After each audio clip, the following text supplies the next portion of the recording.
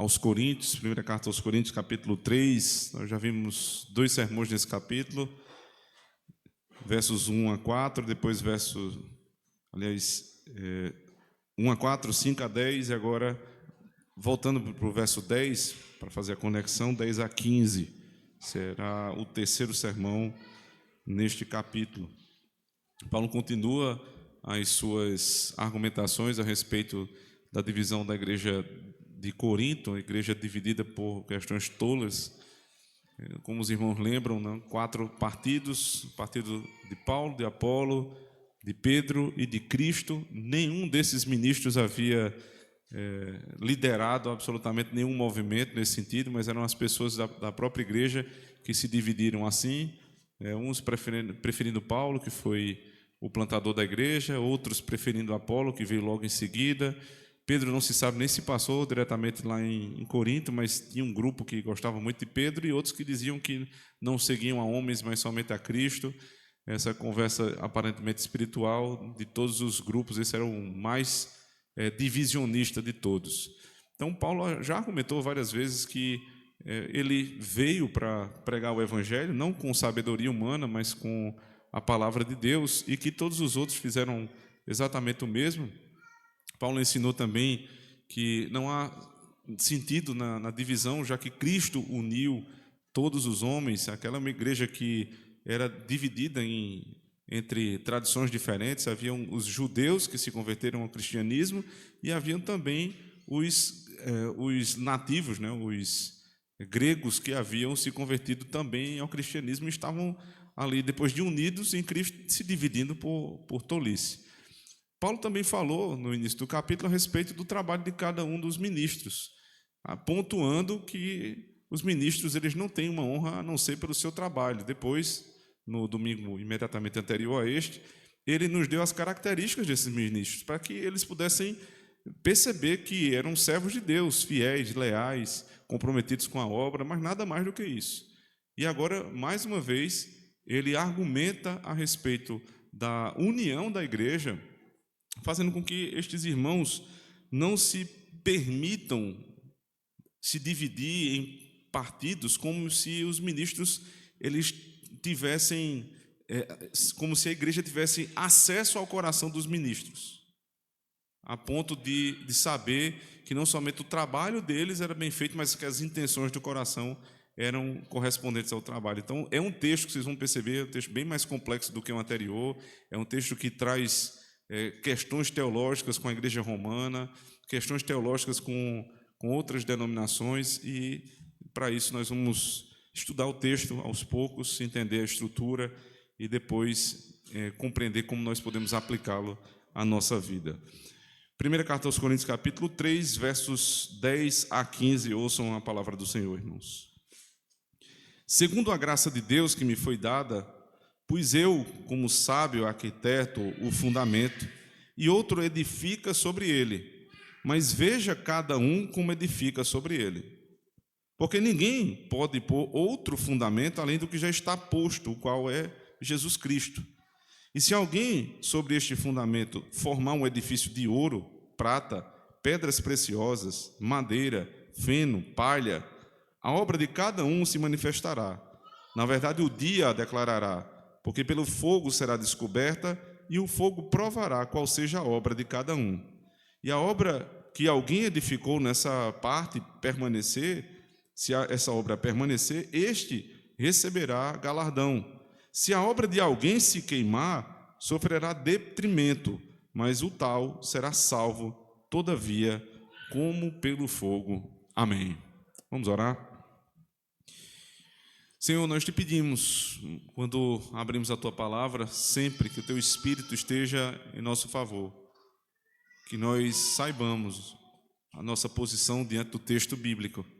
Nós somos submissos à Tua palavra e pedimos que ela fale poderosamente aos nossos corações, que o Senhor nos abençoe a partir daquilo que vai ser dito aqui, Senhor, mas que tudo que seja dito provenha do Senhor e não do coração do homem, para que haja fidelidade na pregação.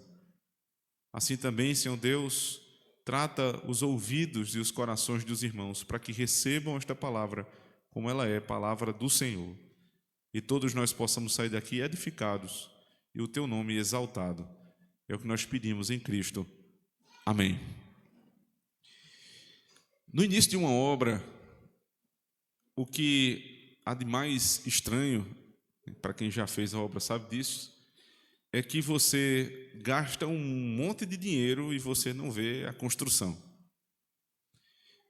Existe um período chamado período da fundação, em que você lança mão de muito recurso, mas você não vê a casa subindo.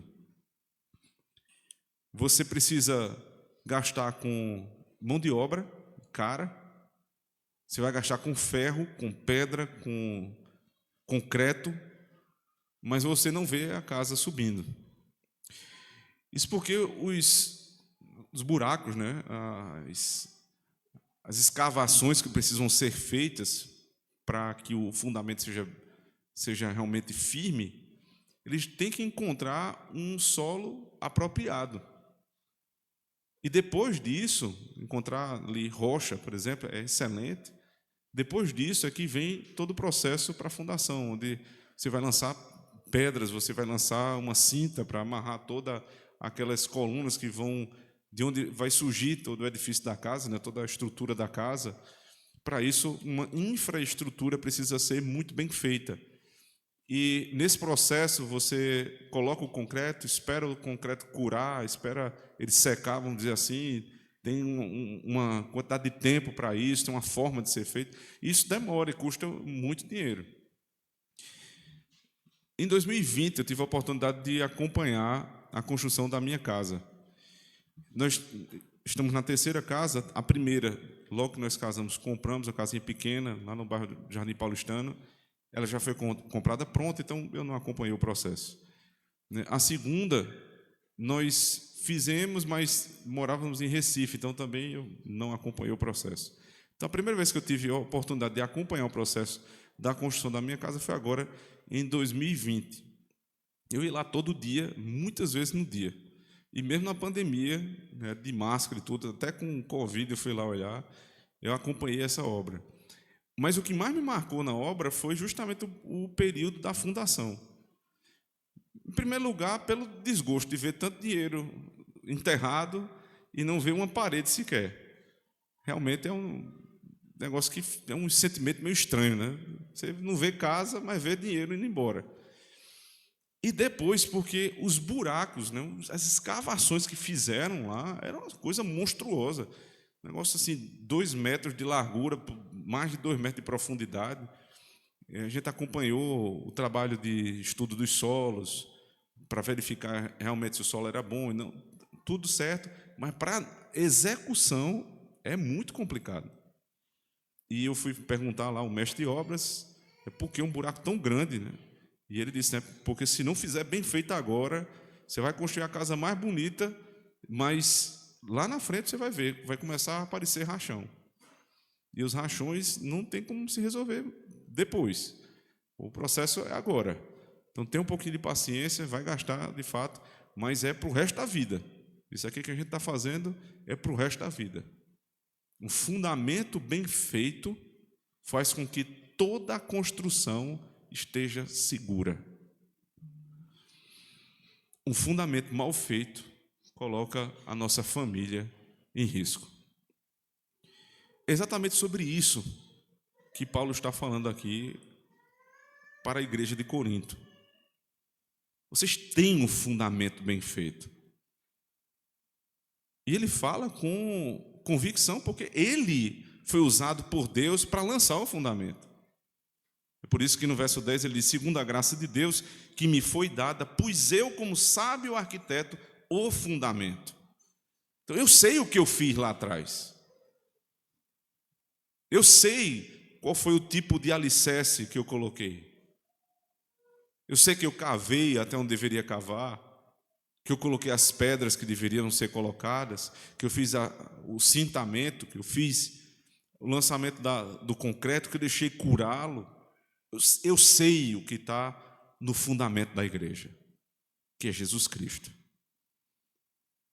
Então a igreja que está fundamentada em Jesus Cristo, ela pode ser abalada. Ela pode sofrer intempéries.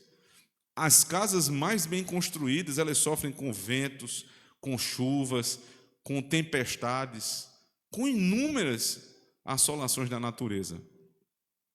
Mas se o fundamento foi bem feito, ela tem tudo para se segurar firme.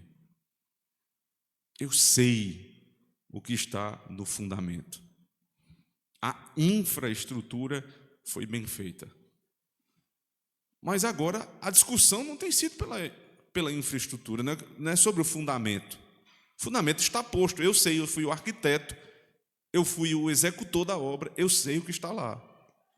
Mas ele diz, e o outro edifica sobre ele, mas veja cada um como edifica sobre ele. Sobre ele quem? Sobre o fundamento, sobre Cristo.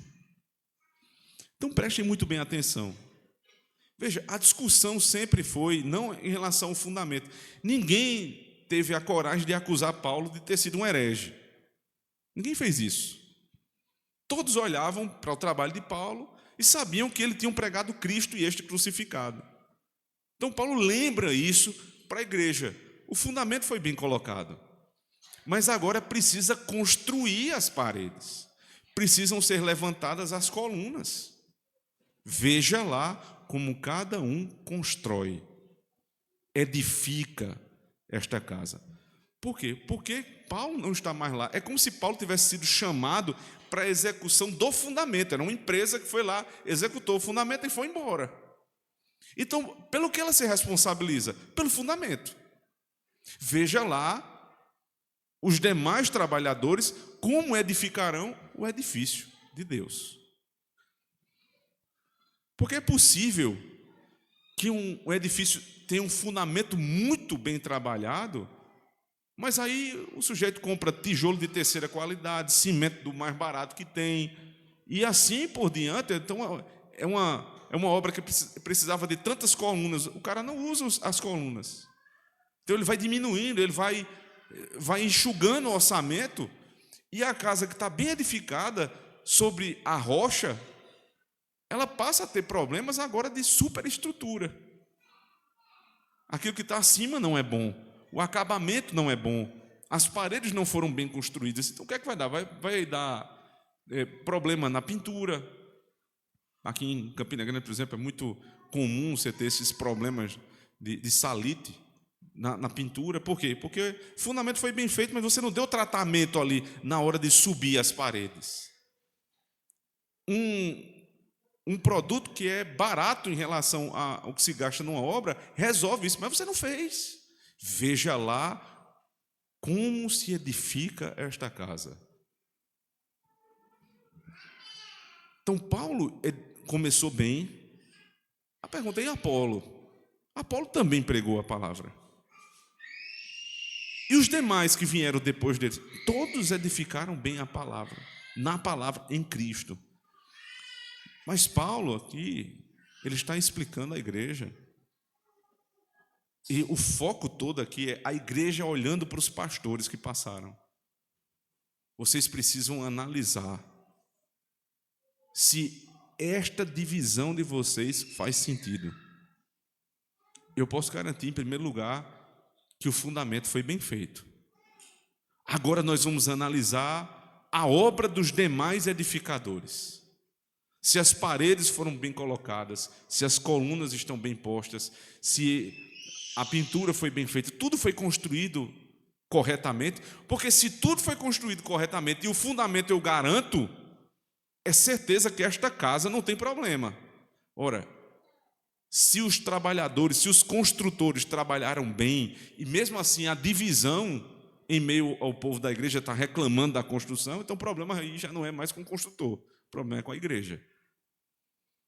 O problema não está mais nessa divisão em que eles tinham partidos para promover time, preferência de pastor. O problema estava na igreja. Então ele continua, observe, verso 11. Porque ninguém pode pôr outro fundamento além do que já está posto, o qual é Jesus Cristo. Ninguém pode colocar outro fundamento. Aqui Paulo está deixando claro que para ser igreja de Cristo, precisa estar fundamentado em Cristo. Se há um lugar onde uma reunião é feita em nome de Deus, mas não é o evangelho de Cristo que é pregado, ou seja, o fundamento daquele lugar não é Cristo, onde a salvação não vem por Jesus Cristo, aquele lugar não pode ser chamado de igreja. É por isso que nossos símbolos de fé, e especialmente a confissão de fé de Westminster, dividem, entre igreja menos pura e igreja mais pura. Mas há uma terceira divisão, o que ela chama de sinagoga de Satanás. Quais são as sinagogas de Satanás? Aqueles lugares onde o evangelho de Jesus Cristo foi abandonado, onde o fundamento já não é mais Jesus Cristo. Então é interessante que nós entremos nessa classificação primária dos que não são igreja, daqueles que realmente abandonaram a fé. Como é que eu reconheço? James Bannerman, no seu livro A Igreja de Cristo, que já foi lido aqui, já foi estudado por essa igreja, ele nos dá o norte a partir de Mateus capítulo 16. Ele explica ali as palavras do nosso Senhor Jesus Cristo a Pedro e a resposta de Pedro. Jesus diz: Pedro, o que dizem que eu sou? Então ele vai e diz.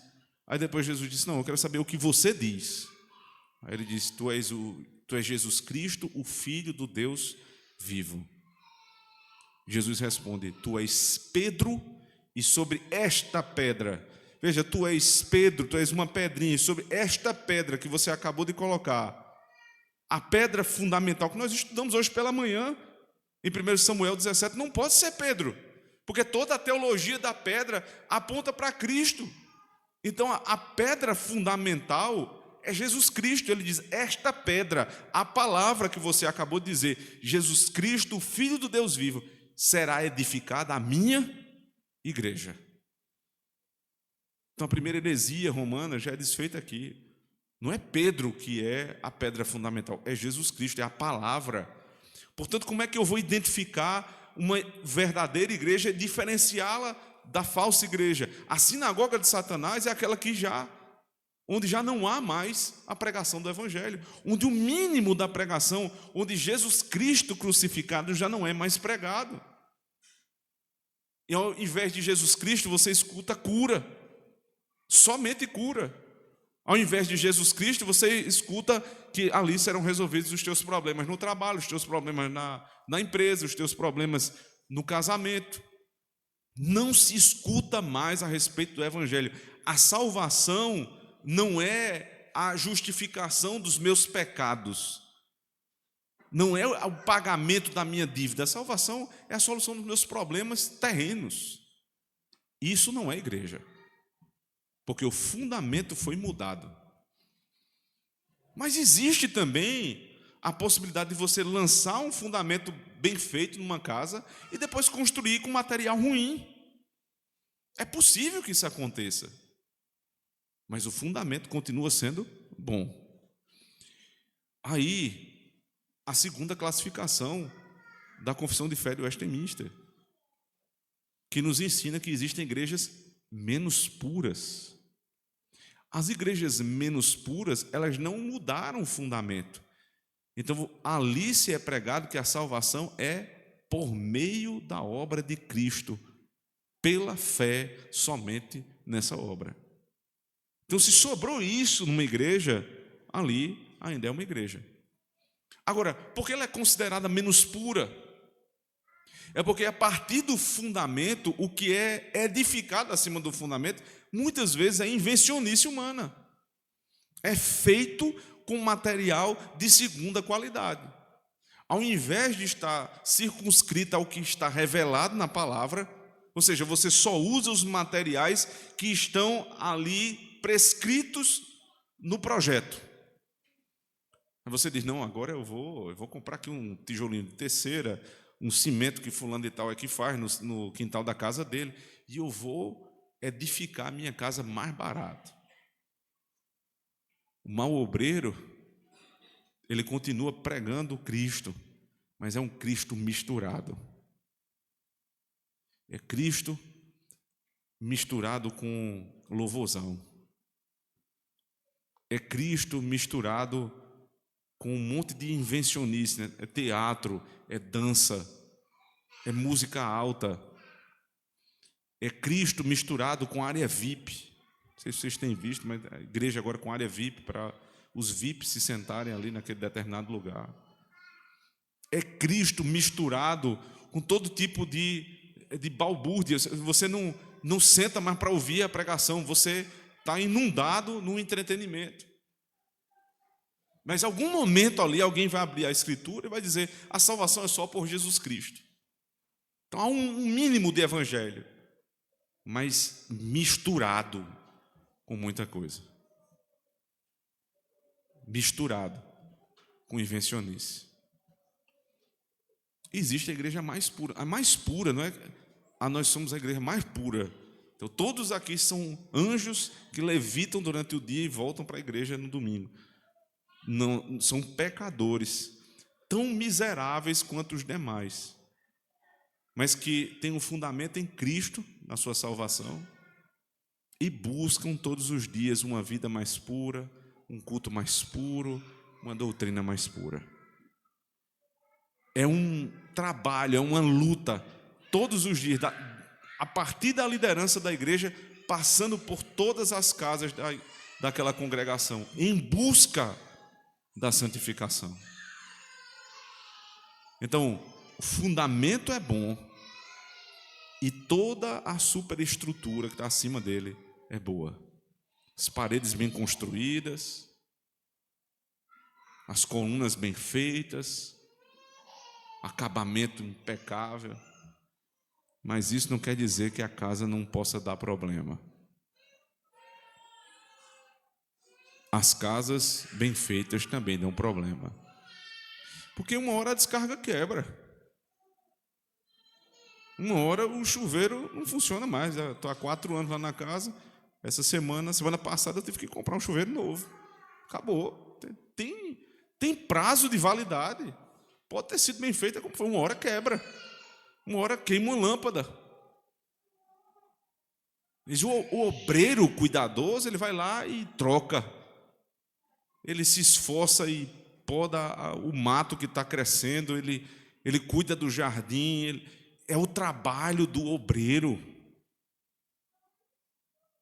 Mas Paulo quer dizer à igreja: o Senhor está vendo o que está acontecendo.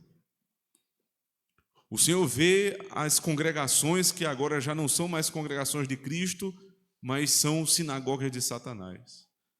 O Senhor vê as congregações que ainda têm um fundamento, um fiozinho de fundamento, mas cheios de invencionice. E o Senhor vê as igrejas, as congregações que buscam a pureza. Por isso ele continua, verso 12, perdão.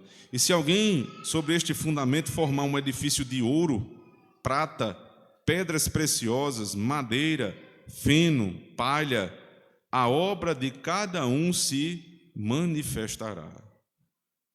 Veja, ele não está em discussão aqui o trabalho dele, porque ele disse: o fundamento está resolvido, eu sei o que eu plantei.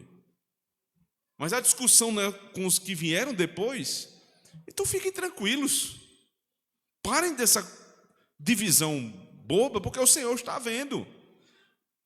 No verso 13, parte B, ele diz: na verdade, o dia a declarará. Que dia é esse? É o dia do Senhor, o dia do juízo. Haverá um dia que isto vai ser declarado. Eu sei que há uma discussão aqui também, se este dia tem a ver com o trabalho dos judeus, que foi provado no fogo e foi lançado no fogo. No ano 70 houve a destruição de Jerusalém. Veja, irmãos, me parece que o contexto aqui aponta para frente ainda.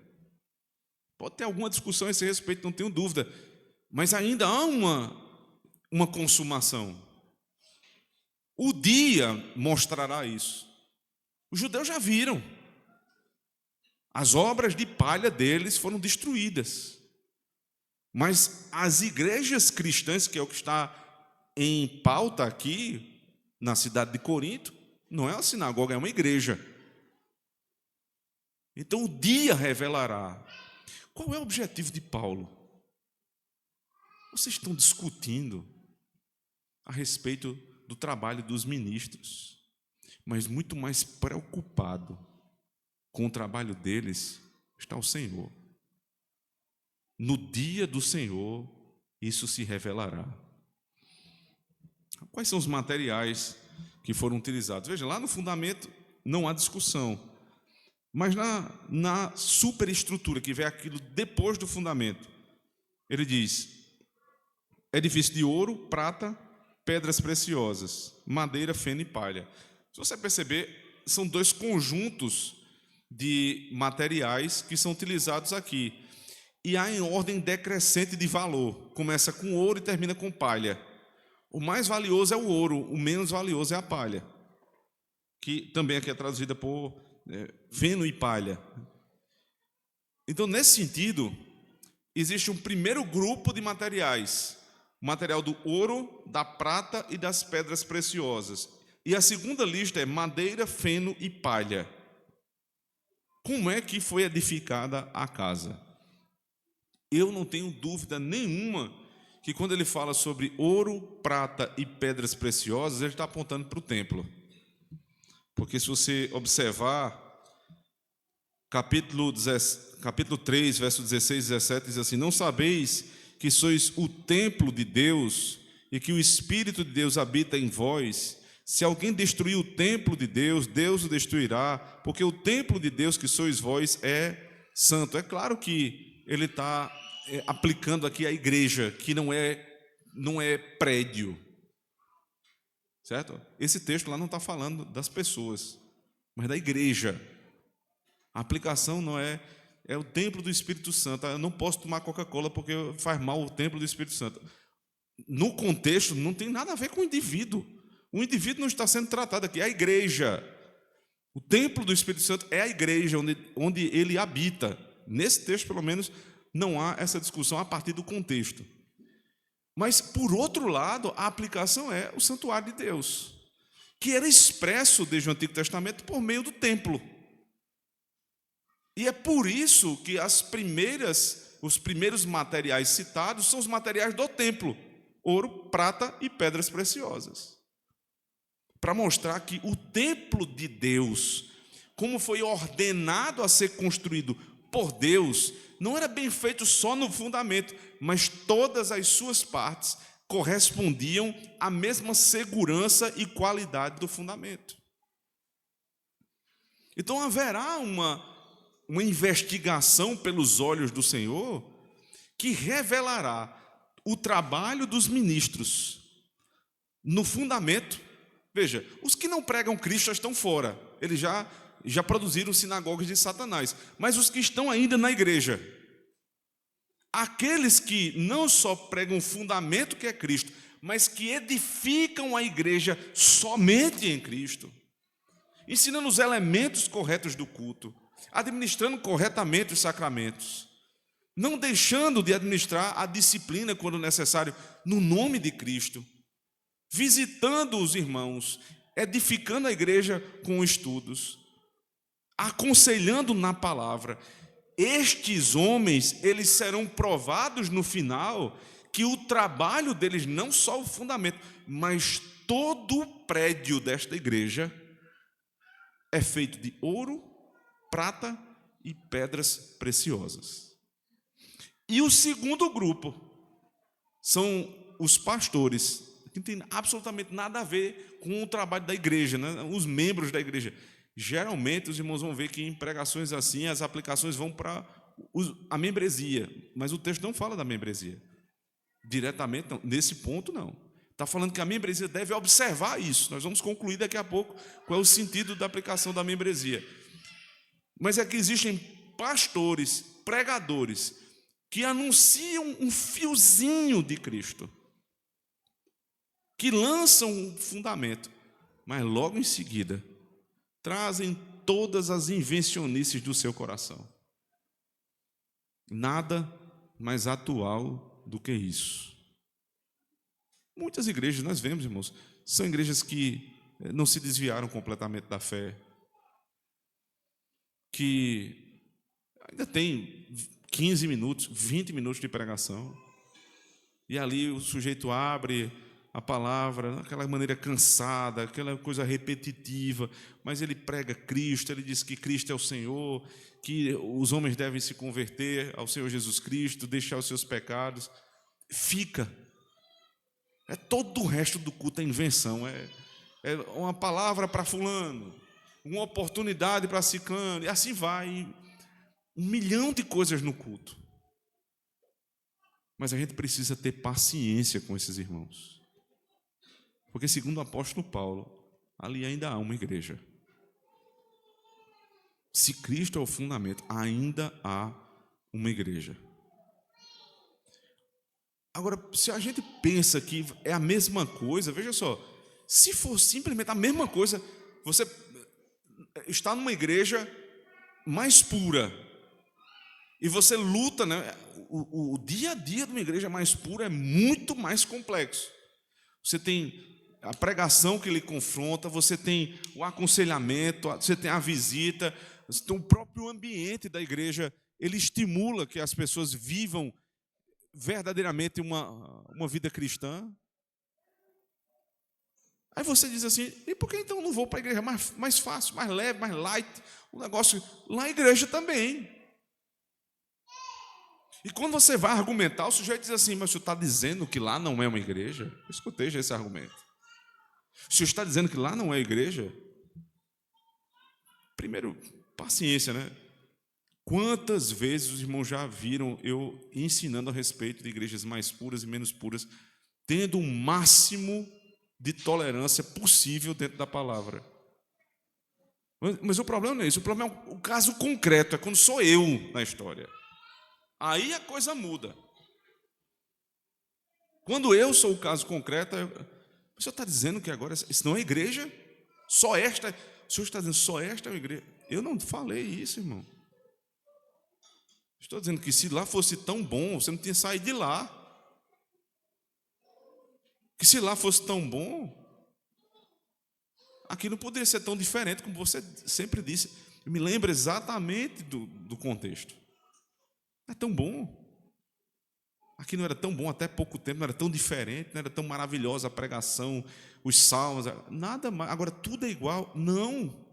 Haverá um dia que as obras serão provadas e o Senhor fará distinção entre sinagoga de Satanás, vai para o inferno, entre igrejas menos puras, vocês vão ver que serão salvos, se vocês quiserem ser salvos assim, e as igrejas mais puras, onde nós temos o prazer, irmãos, de viver a pureza da doutrina.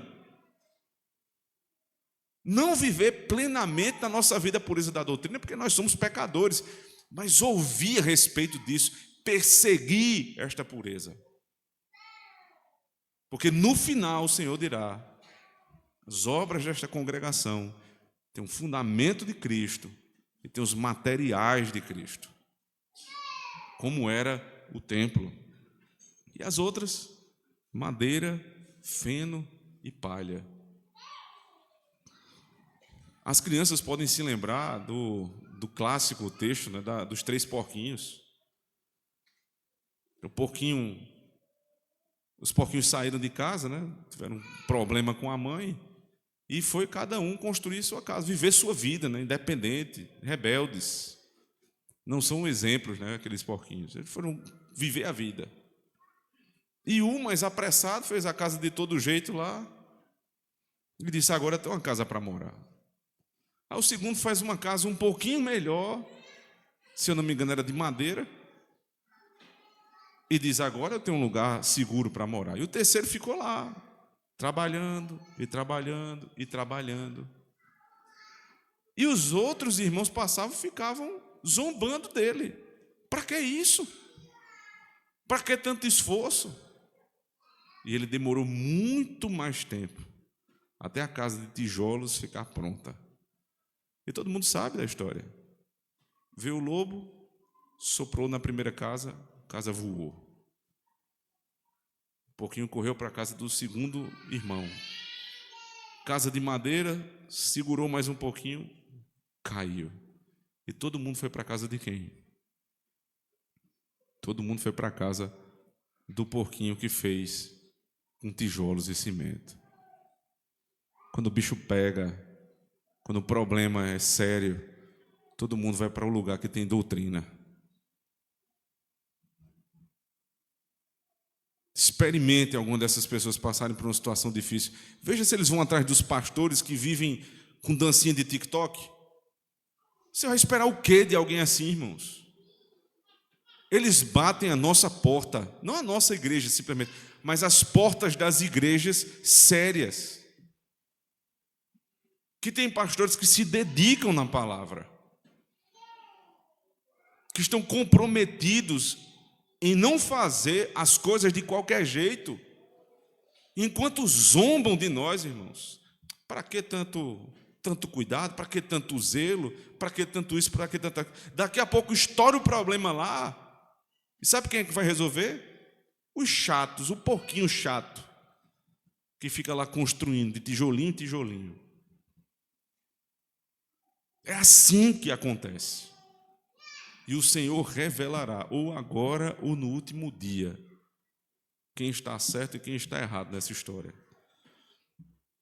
Por isso ele continua, ainda no verso 13, a obra de cada um se manifestará. Na verdade, o dia declarará, porque pelo fogo será descoberta, e o fogo provará qual seja a obra de cada um.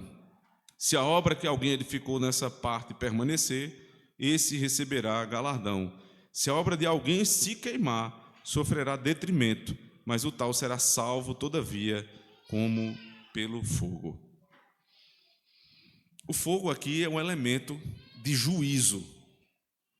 Em primeiro lugar, nunca mais, se passou isso na sua cabeça, se passa ainda hoje, nunca mais ache que o fogo, como querem os pentecostais, é algo bom na Escritura. Fogo é sinal de juízo.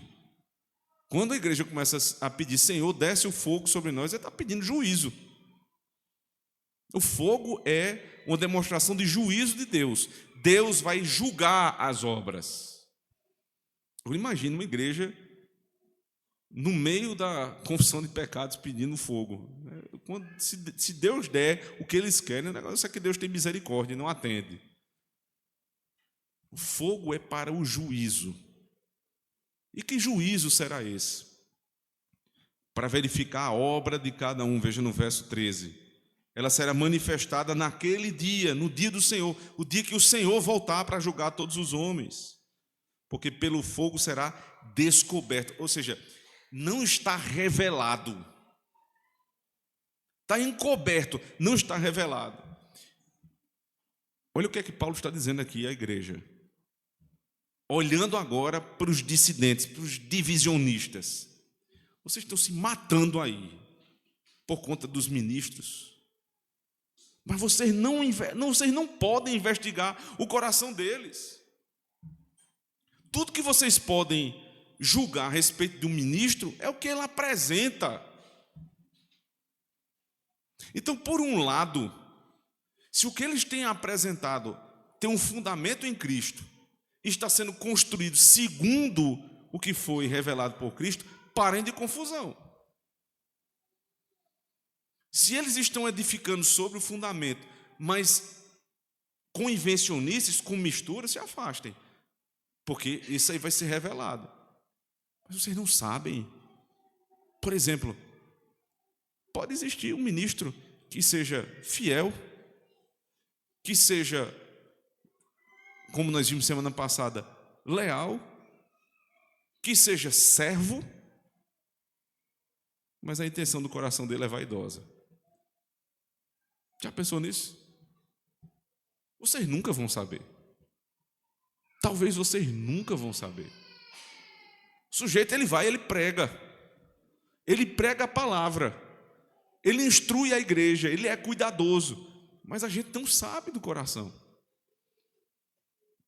Para a igreja ele é uma bênção, mas o Senhor que prova pelo fogo os corações, ele sabe se é ouro, prata e pedras preciosas ou se é madeira, palha e feno.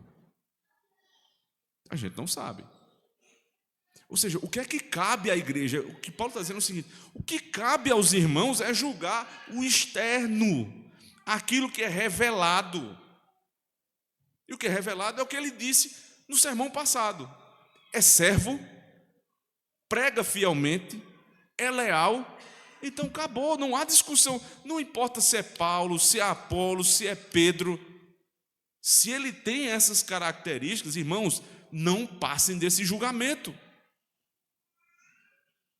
Porque passar desse julgamento, sabe o que é? É sentar no trono de Cristo, que irá julgar naquele dia.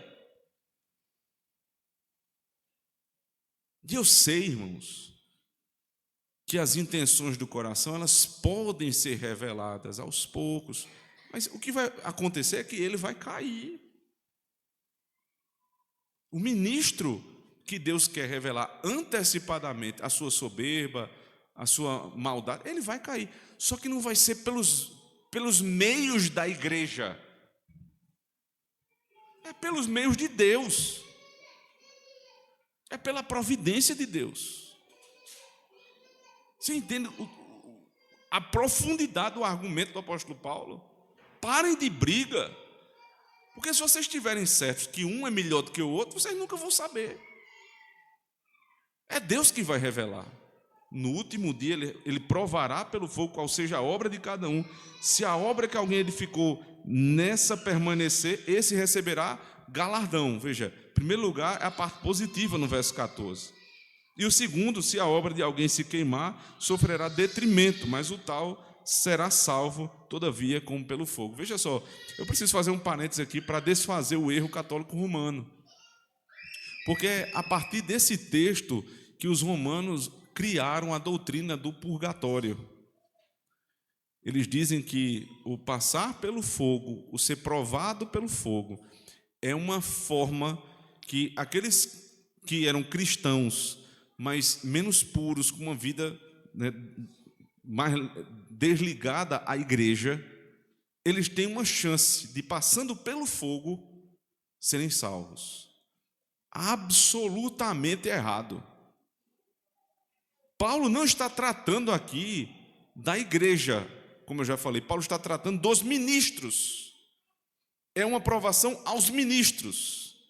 Segundo, Paulo não está falando aqui a respeito da salvação ou perdição, porque em ambos os casos, na conclusão, ele diz: todos serão salvos, porque são crentes. São ministros ruins, crentes, e ministros fiéis, crentes. Ambos são. Então, a capacidade que a igreja romana tem de inventar doutrina é uma coisa impressionante. E uma delas está, e algumas delas são a partir da Escritura, está aqui. Nós não vamos ser salvos por purgatório. Porque, inclusive, veja, no primeiro verso que a gente leu hoje, verso 10, segundo a graça de Deus que me foi dada. Eu lancei o fundamento que é Jesus Cristo. Então, o fundamento é Jesus Cristo, que foi anunciado pela graça de Deus. E estes que receberam o fundamento que é Cristo, por meio da graça, pela graça, por meio da fé, são salvos. Tenham eles edificado com bons materiais ou não a igreja. Percebe? Não tem absolutamente nada a ver com a doutrina do purgatório. Mas voltando para a conclusão do apóstolo Paulo, ele diz: tendo sido provado pelo fogo naquele dia, a obra que alguém edificou nesta, se ela permanecer, ele receberá galardão. Se a obra se queimar, sofrerá detrimento, mas o tal será salvo, todavia, como pelo fogo. Ora, isso tem tudo a ver com os materiais. Se a obra de alguém foi construída com madeira, palha e feno, isso no fogo se destrói. Então, no final, o Senhor revelará que os maus obreiros que construíram com materiais de segunda e terceira qualidade, eles serão expostos, mas não perderão a salvação, porque isso não existe. Mas será revelado o trabalho deles. Isso anima o obreiro fiel. Nós não queremos que ele se perca, mas que seja revelado. E segundo, será revelado também aqueles que foram fiéis, mas pelo motivo errado. Em outra carta, o apóstolo Paulo, ele repreende a igreja que estava perseguindo alguns irmãos que estavam pregando o evangelho, mas aparentemente com um motivo errado. Paulo disse: não interrompam. Vocês não sabem. Se eles estão pregando Cristo pelo motivo errado, deixa que Cristo vai resolver.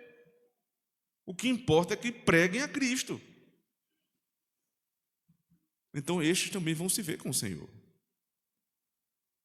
Mas o verso 14 é o que mais nos importa, irmãos, como igreja de Cristo. Se a obra que alguém edificou nessa parte permanecer, esse receberá galardão.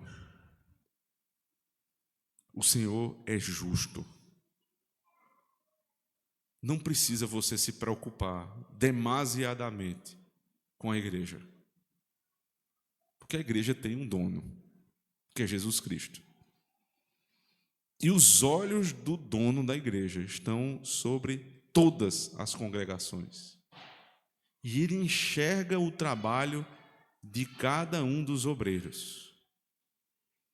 Isso é para tranquilizar a igreja. Irmãos, fiquem tranquilos.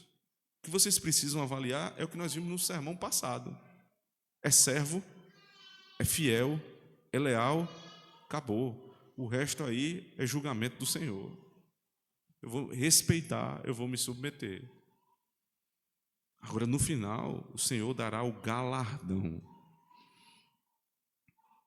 O trabalho, o esforço, assim como a negligência e a preguiça serão premiados, recompensados.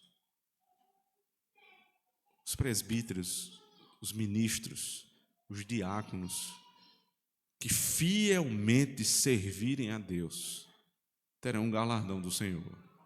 Ele fala especialmente aqui de ministros. Eu estou ampliando a aplicação. Mas eu vou ampliar um pouco mais ainda, porque isso também é verdadeiro. Paulo diz na mesma carta, só que no capítulo 15, porque no Senhor o vosso trabalho não é em vão. E ele está falando para a igreja. O que vocês fazem, irmãos? Um pouco vocês podem contribuir. Sejam fiéis. Façam bem feito.